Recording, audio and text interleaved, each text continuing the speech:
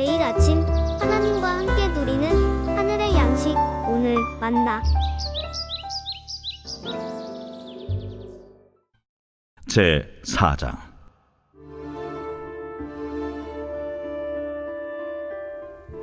모세가 대답하여 이르되 그러나 그들이 나를 믿지 아니하며 내 말을 듣지 아니하고 이르기를 여호와께서 내게 나타나지 아니하셨다 하리이다. 내 손에 있는 것이 무엇이냐? 지팡이니이다. 그것을 땅에 던지라. 곧 땅에 던지니 그것이 뱀이 된지라. 모세가 뱀 앞에서 피하매 여호와께서 모세에게 이르시되 내 손을 내밀어 그 꼬리를 잡으라. 그가 손을 내밀어 그것을 잡으니 그의 손에서 지팡이가 된지라. 이는 그들에게 그들의 조상의 하나님 곧 아브라함의 하나님, 이삭의 하나님, 야곱의 하나님 여호와가 내게 나타난 줄을 믿게 하려 함이라. 내 손을 품에 넣으라. 그가 손을 품에 넣었다가 내어보니 그의 손에 나병이 생겨 눈같이 된지라. 내 손을 다시 품에 넣으라. 그가 다시 손을 품에 넣었다가 내어보니 그의 손이 본래 살로 되돌아왔더라.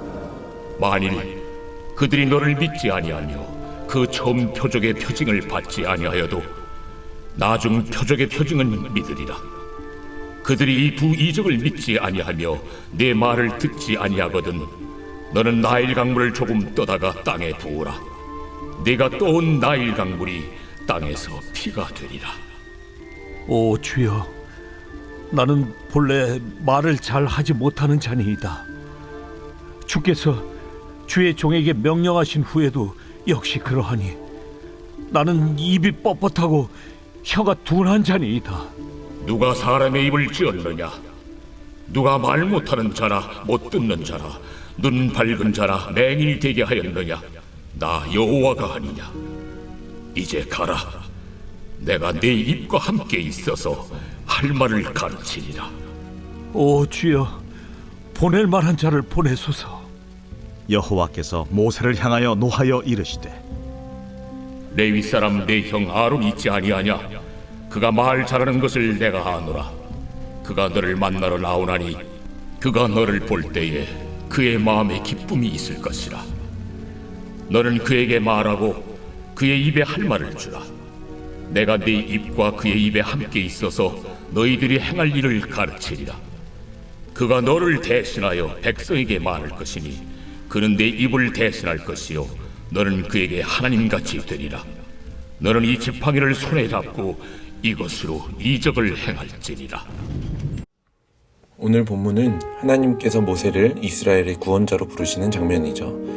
앞에 보신 3장에서 하나님은 모세에게 내가 너와 함께 하겠다며 위로해 주시고 격려해 주셨지만 모세는 그것으로 용기를 낼 수는 없었습니다. 그래서 오늘 1절에 또다시 하나님 앞에 불평하고 있음을 우리는 볼 수 있죠.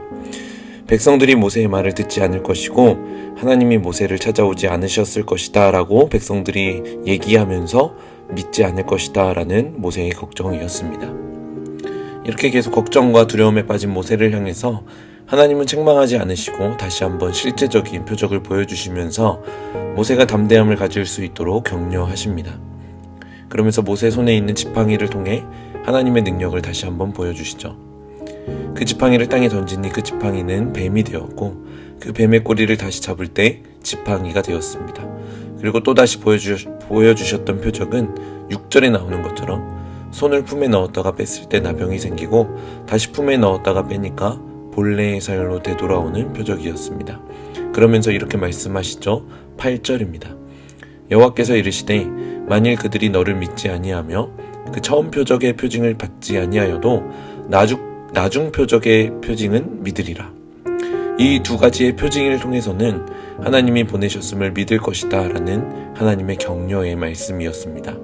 그리고 백성들이 그것도 믿지 못한다면은 나일 강물이 피가 되는 것을 보여주면 믿게 될 것이다 라고 말씀하셨죠. 하나님께서 이 정도로 보여주셨으면 하나님 앞에 순종해야 하는 것 아닐까요? 그러나 여전히 모세는 하나님 앞에 변명거리만 찾고 있습니다. 10절에 보시면 오 주여, 나는 본래 말을 잘하지 못하는 자니이다. 주께서 주의 종에게 명령하신 후에도 역시 그리하니 나는 입이 뻣뻣하고 혀가 둔한 자니이다. 나는 말을 못하니까 다른 사람을 보내라는 것이죠. 더 나아가 13절에 보시면 모세는 오 주여, 보낼 만한 자를 보내소서라고 얘기합니다. 결국 이 말은 나는 보낼 만한 사람이 아니다 라는 말씀이죠. 계속 도와주시고 격려하시고 보내시려는 하나님과 버티고 있는 모세의 팽팽한 긴장감이 생기고 있습니다. 이쯤 되면 모세도 하나님께 순종해야 할 것 같고, 아니면 하나님 입장에서도 모세를 포기하시고 다른 사람을 보낼 만할 것도 같은데 하나님은 그렇게 하지 않으십니다. 마지막으로 하나님은 노하시지만 이런 대안을 제시해 주시죠. 14절에 여호와께서 모세를 향하여 노하여 이르시되 레위 사람 내 형 아론이 있지 않냐? 그가 말 잘하는 것을 내가 아노라. 그러면서 형이었던 아론을 모세 옆에 붙여주십니다. 그러면서 해야 할 말을 아론에게 전달하고 아론이 앞에서 말할 수 있도록 배려해 주시죠. 하나님은 이렇게 끝까지 모세를 부르셨고 모세를 이스라엘을 구원하는 지도자로 부르십니다. 그런데 이러한 모세의 모습이 그렇게 낯설게 느껴지지 않습니다. 계속해서 하나님의 말씀에 불순종하는 모세가 이상해 보이지만은 않습니다. 왜냐하면 우리의 모습이 모세와 너무 닮아있기 때문이죠. 하나님은 계속해서 우리를 부르십니다. 우리를 하나님의 일에 쓰임받도록 부르십니다. 그런데 우리는 끝까지 그 자리를 거부합니다. 능력이 되지 않는다고, 아직은 부족하다고 거절하기도 하고, 아직은 때가 아니라고 거부하기도 하죠. 학교에 들어간 뒤에, 취업한 뒤에, 자녀들이 좀 성장한 다음에, 사회적 지위가 좀 안정되면 그때 가서 섬기겠다 하면서 하나님의 부르심을 외면합니다. 그런데 이러한 거절은 하나님의 능력을 인정하지 않으려는 어리석은 태도에서 비롯된 것임을 우리는 기억해야만 합니다.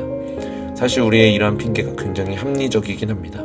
누군가 그 이야기를 들을 때, 그 이유를 들을 때 고개를 끄덕일 만한 합당한 이유이죠. 그런데 그 합당한이라는 합리화 안에 하나님의 능력은 온전히 배제하는 것, 그것이 문제가 되는 것이죠. 이러한 모습이 바로 모세의 모습이고 오늘을 살아가는 우리의 모습입니다. 우리가 일을 더 해야 한다라는 이런 말이 아닙니다. 우리가 더 교회에서 섬겨야 한다라는 말을 하는 게 아닙니다. 무엇을 하든지 어떤 일을 하든지 중요한 것은 바로 하나님의 능력을 의지해야 한다라는 것이죠. 하나님의 능력이 우리와 함께 하고 있기 때문입니다. 12절에 보시면 내가 내 입과 함께 있어서 할 말을 가르치리라. 하나님의 능력이 모세와 함께 하신다라고 하나님은 말씀해 주셨죠. 15절에서도 내가 내 입과 그의 입에 함께 있어서 너희들이 행할 일을 가르치리라. 하나님이 함께 하셔서 해야 할 말과 할 일들을 알려주십니다. 그래서 우리는 그저 하나님의 능력을 신뢰하면 되는 겁니다. 그 안에서 의지하면 되는 겁니다. 오늘 우리가 걸어가는 삶의 발걸음이 하나님의 능력을 힘입어 걷는 하루가 되길 소망합니다. 여러분 걱정하지 마십시오. 여러분 두려워하지 마십시오. 하나님이 우리와 함께 하시고 우리에게 해야 할 말들을 알려주시며 해야 할 일들을 알려주실 것입니다. 그렇게 오늘 주어진 하루를 기쁨과 또 담대함으로 걸어가시는 그러한 성도님들 되시길 주님의 이름으로 간절히 축복합니다.